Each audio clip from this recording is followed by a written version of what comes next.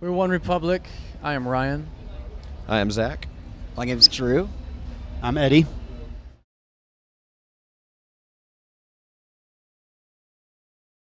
If you had the last tomato in the world, who would you throw it at?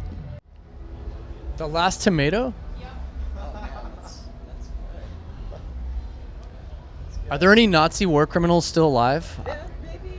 I think the last couple of them are If there was a couple Nazi war criminals, I would schedule a meeting to make them think that I'm like going to bring them a book or something to read, and then I'd throw a tomato at them. I don't know. Maybe something like that.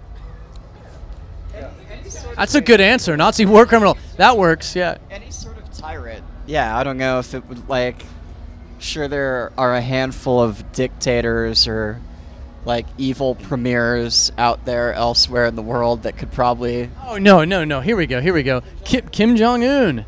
Kim Jong-un. I'd stand on the DMZ and hurl it at Pyongyang, hoping to hit his palace. We're wondering what your favorite Beyoncé song is. You know what? Every single time Crazy in Love comes on, it's still as good as the first time. It came on today somewhere. I heard it today, maybe in the airport or somewhere. Crazy in Love came on. I was like, God, that's one of those like up-tempo records that, you know, there's one maybe every 5 or 6 years, if that's as good as that. I'm also a big fan of Diva. My wife hates it, but I like Diva. I don't know. What's your favorite Beyoncé song? Man, don't get weird. Probably Halo. Thank you. Halo, he says. I appreciate that. Drew, thank you so much. I got a soft side. You got there's a heart. You got about that much room for ballads? What is your favorite song to perform off of the album Native? A little further away. Right there, that's good. Can't Stop for me, actually.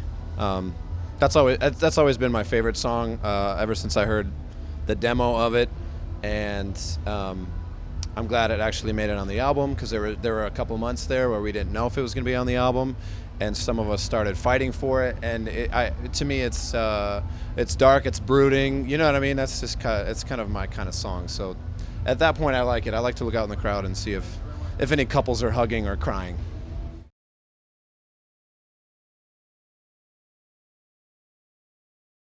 Yeah, it's pretty remarkably different, and that's why we didn't stick with that theme. That was kind of in the Dreaming Out Loud, Waking Up thing.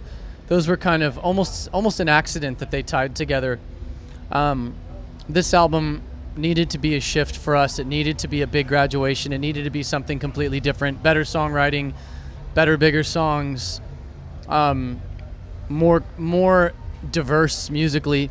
So we just said, to hell with it. Let's do something completely new. Without question. You can't. If you don't get out and live, you have nothing to write about. So a big part of that was just, if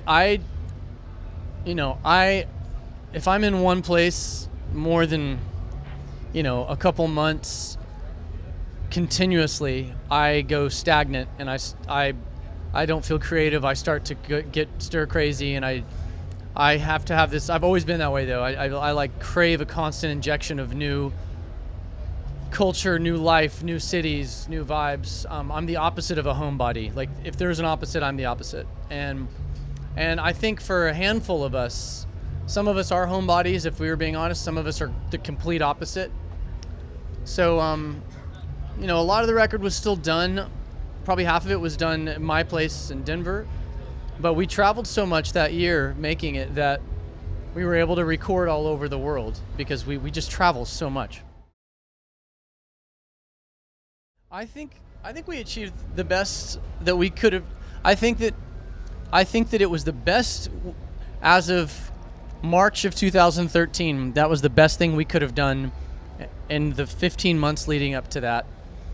But I think, like any band, like, I now look at the album under a different with a different set of glasses, and I see flaws. I see stuff that I was like, I wouldn't have put that song on there. I would do a different one, or I would have left it off, or I would have done this differently.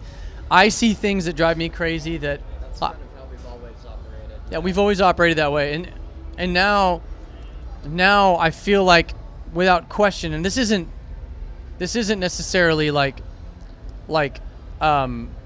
crapping on our album at all, because I love it, but as a body of work now, I feel like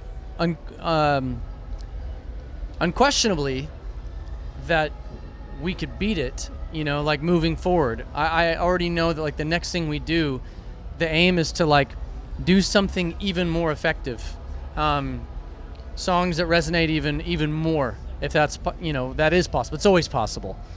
So hopefully, I think any artist you ask is always going to tell you that, yeah, that was good, but wait till the next one. That's just kind of, we're wired that way. We're always thinking, what's the next thing? What's the next thing?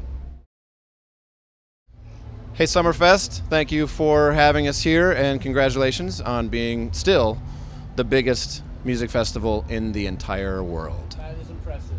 That is impressive. We're impressed. This is our impressed face. Thank you for having us. Thank you.